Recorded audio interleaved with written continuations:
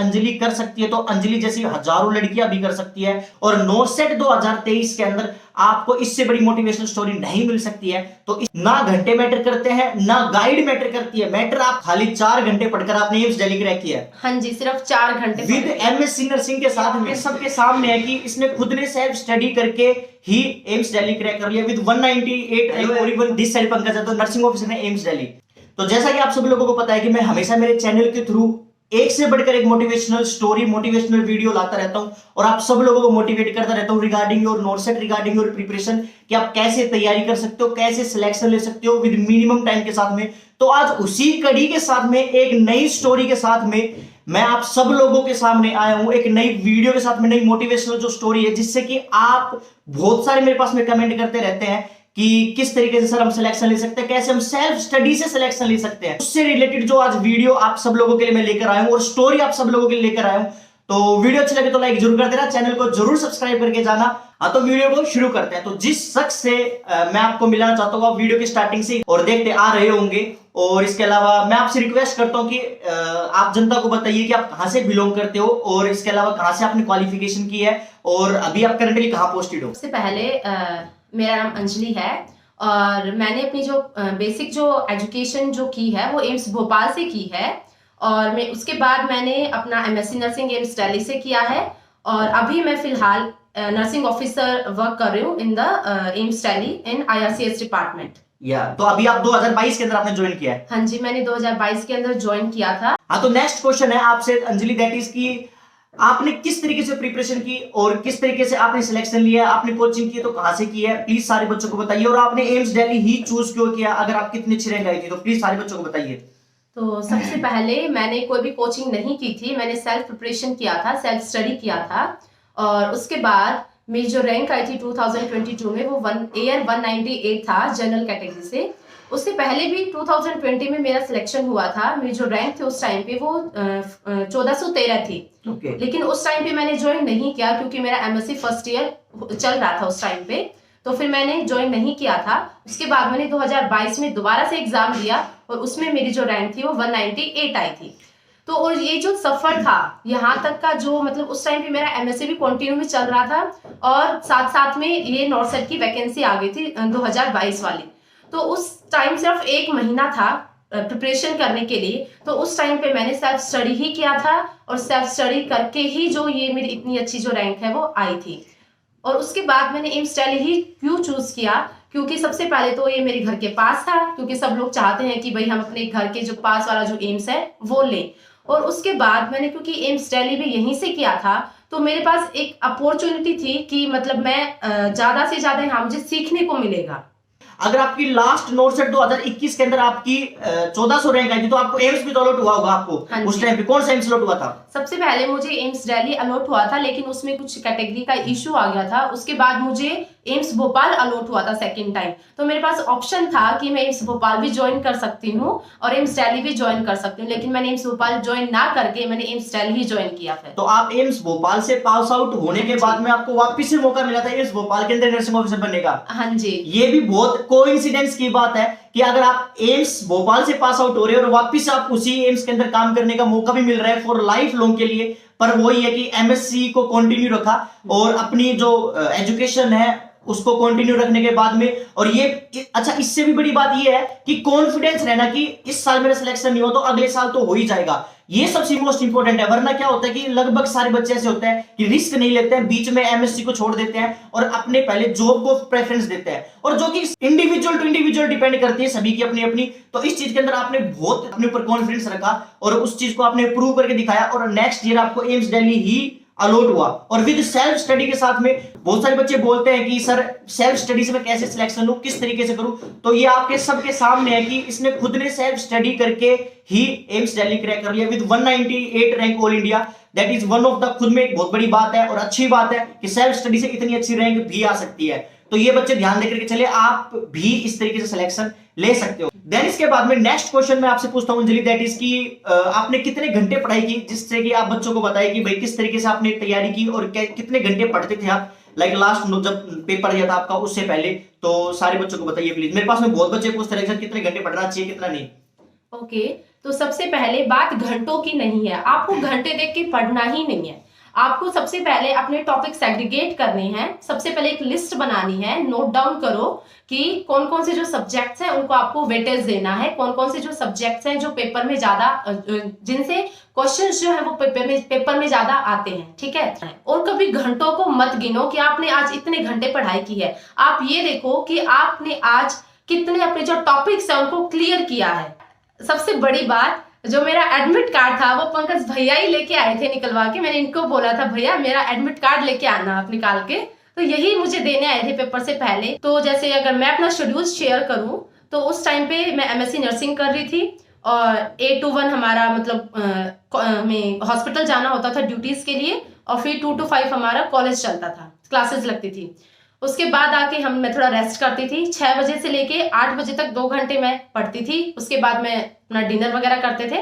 उसके बाद में 10 बजे से लेके 12 बजे तक पढ़ती थी, सिर्फ 2 घंटे, क्योंकि खाना खाने के बाद नींद भी आती थी और इतना थक चुके होते थे कि नहीं अब नहीं होगा। तो ये था, और सुबह फिर 7 बजे उठ के फिर हमें वापस से जाना होता था। तो यही 4 घंटे थे जो मैं पढ़ती थी, और अगर हॉस्पिटल में टाइम मिलता तो वहां हम तब पढ़ लेते थे, ऐसा तो था। खाली 4 घंटे पढ़कर आपने एम्स दिल्ली क्रैक किया? हाँ जी, सिर्फ 4 घंटे विद एमएससी नर्सिंग के साथ में। हाँ जी। और ये आप खुद देख सकते हो ये कितनी बड़ी बात है, लाइक कि अगर आप साथ में एमएससी कर रहे हो, आपको कॉलेज को भी टाइम देना है, आपको खुद को भी टाइम देना है, और इवन जो आपकी स्टडी है उसको भी टाइम देना है। हाँ, तो कुछ भी नामुमकिन नहीं है इस दुनिया में, बस आपका बिलीव होना चाहिए कि हाँ मुझे ये चीजें, देखो जो सिलेक्शन लेता है उसके लिए भी 24 घंटे होते हैं, चाहे वो पूरे दिन 24 घंटे पढ़ाई करके सिलेक्शन ले, या फिर वो जो साथ में आपकी जॉब होती है, या फिर साथ में आपकी क्लासेस चल रही है, या फिर आपकी एजुकेशन से रिलेटेड कोई कोर्स चल रहा है। तो ये सब चीजें आपके ऊपर डिपेंड करती है, आपके इंडिविजुअल के ऊपर डिपेंड करती है कि भाई हाँ आपको अगर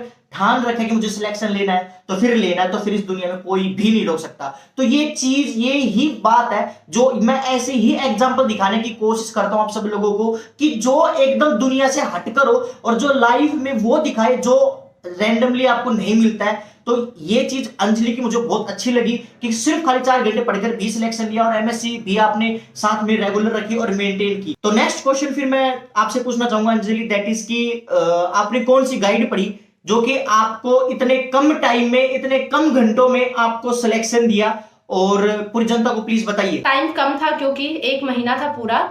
उसके बाद मैंने उस टाइम पे सिर्फ क्वेश्चन सॉल्व किए थे, क्योंकि मेरा जो थ्योरेटिकल जो कंसेप्ट था वो पहले से क्लियर था, जो कि मैंने एमएससी के टाइम पे पढ़ा था।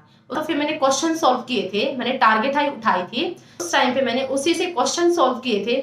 और सबसे जो मैं बात जो शेयर करना चाहती हूँ वो ये है कि आप डेली 3 घंटे का एक पेपर सॉल्व करो। सॉल्व क्वेश्चंस जो पेपर होते हैं वो उठाओ, उनको सॉल्व करो, तो आपको आइडिया होगा कि जो पेपर का जो लेवल है वो कैसा आता है, और आपको किस तरीके से पढ़ना है। होता क्या है कि सब कुछ होता है पढ़ने के लिए, है ना, लेकिन आपको इम्पोर्टेंट क्या है आपके लिए, आपको वो निकालना है, वो फाइंड आउट करना है। इम्पोर्टेंट होता है वही पढ़ना है, और उसी में से जो क्वेश्चन है वो आते हैं। तो आप क्वेश्चन जरूर सॉल्व करिए। तो मतलब आपने सिर्फ खाली टारगेट पढ़ी है? हाँ जी, मैंने सिर्फ टारगेट हाई के क्वेश्चन सॉल्व किए हैं, और जो थ्योरी का जो मैंने एमएससी टाइम पे जो पढ़ा था वो मैंने सॉन्डर्स जो 5th एडिशन था हमारे टाइम पे, अब तो 8th एडिशन आ गया सॉन्डर्स एंड क्लेक्स का भी। मेरे टाइम पे मैंने सॉन्डर्स 5th एडिशन पढ़ा था थ्योरी के लिए, और उसी के पीछे 10 से 15 क्वेश्चन होते हैं, वो सॉल्व किए थे। अगर तुम सॉन्डर्स पढ़ रहे हो और वो क्वेश्चन 10 से 15 आपके सॉल्व हो रहे हैं, इसका मतलब है कि आपके कंसेप्ट क्लियर है। बिल्कुल। तो आपने कुल मिला के 2 गाइड पढ़ी थी, एक एनक्रेक्स और एक टारगेट आई। Yes. और कंटिन्यू मैंने एक चीज पूरी अंजलि की स्टोरी के अंदर एक ही चीज देखी कि इसकी कभी भी 1 साल भी खराब नहीं हुआ, 6 महीने भी खराब नहीं, इसने हर चीज को यूटिलाइज किया, अपने टाइम को यूटिलाइज किया। तो टाइम को यूटिलाइज करना ही आपको रियल सक्सेस दिलाता है लाइफ के अंदर। अगर जिस इंसान ने समय की अच्छे से कीमत जानी होगी और एक टाइम खराब नहीं होगा, तो डेफिनेटली उसको सिलेक्शन मिलेगा। और सिलेक्शन से मुझे एक बात और याद आ रही है, दैट इज की जो मैंने फ्री मेगा टेस्ट सीरीज डाल रखी है मेडिकल साइंस की एप्लीकेशन के ऊपर, आप लिंक डिस्क्रिप्शन के अंदर मैं दे दूंगा, आप प्ले स्टोर के ऊपर आप सर्च कर सकते हो। अगले 20 दिन तक डेली सुबह 9 से 5 बजे तक टेस्ट चल रहे हैं, आप दीजिए, फायदा उठाइए। जैसे लास्ट टाइम मैंने 9 से 2022 के टेस्ट सीरीज डाली थी, इस साल भी मैंने संकल्प नाम की मेगा टेस्ट सीरीज डाल रखी है, आप जाकर देख सकते हो। पूरी प्रोफेशनली मैंने उसके अंदर टीम से बनवाई है, आप जाकर देखिए, लिंक डिस्क्रिप्शन डाल दूंगा, या फिर प्ले स्टोर के ऊपर सर्च करके डाल सकते हो, देख सकते हो। तो ये चीज जरूर करें और जरूर अपने ड्रीम को, अपने जो गोल है उसको अचीव करें विद मिनिमम टाइम के साथ में। हाँ, तो नेक्स्ट क्वेश्चन आपसे मैं ये पूछना चाहूंगा अंजलि, दैट इज कि कोई भी टिप्स और ट्रिक्स बताइए सारे बच्चों को जो आपने अप्लाई किया हो और जो आप जिससे कि आपको रिजल्ट मिला हो, वो प्लीज सारे बच्चों को बताइए। तो मैं अपनी तरफ से यही कहना चाहूंगी कि सबसे पहले आप अपना एक शेड्यूल बनाइए, उसको मेंटेन रखिए, अपनी कंसिस्टेंसी को मेंटेन रखें। जैसे आपको अगर 3 से 4 घंटे पढ़ना है तो 3 से 4 घंटे आपका कंसंट्रेशन इतना होना चाहिए कि जो आपने पढ़ा है उसमें से अगर कोई क्वेश्चन आए तो वो आपका गलत ना हो।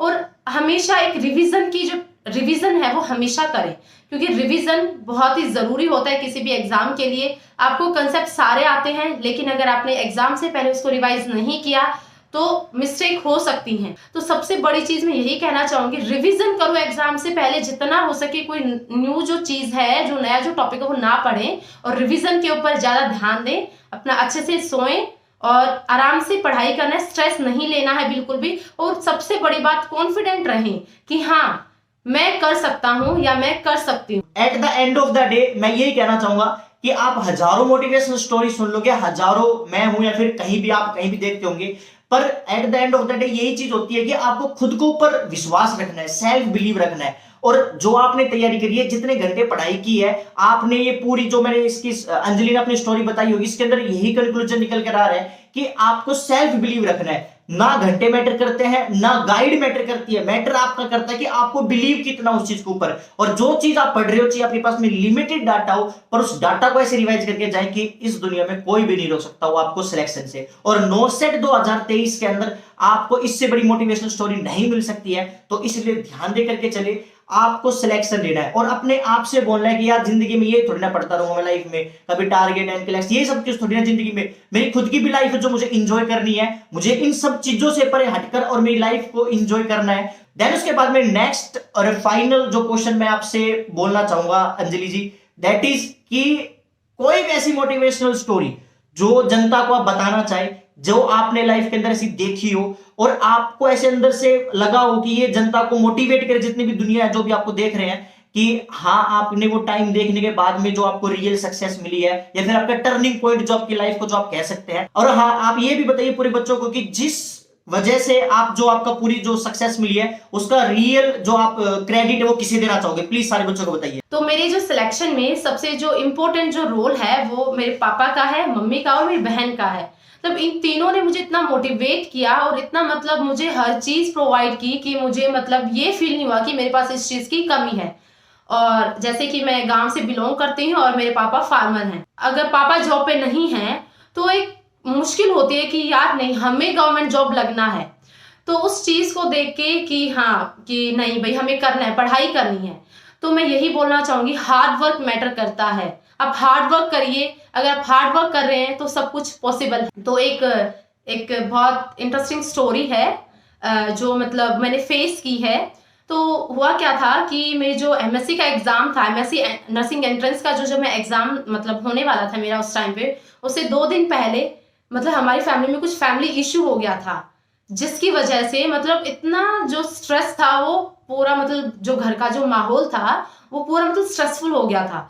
और जो 2 दिन में जो रिवीजन करना था वो मतलब दिमाग बिल्कुल ऐसा हो गया था कि यार कुछ हो ही नहीं पा रहा है, अब कैसे होगा। तो बहुत सारी चीजें होती हैं जो कि अपने टाइम के अकॉर्डिंग नहीं होती हैं, जो हम सोचते हैं वैसा नहीं होता है। लेकिन हमेशा किसी भी चीज को फेस करने के लिए हमेशा रेडी रहिए।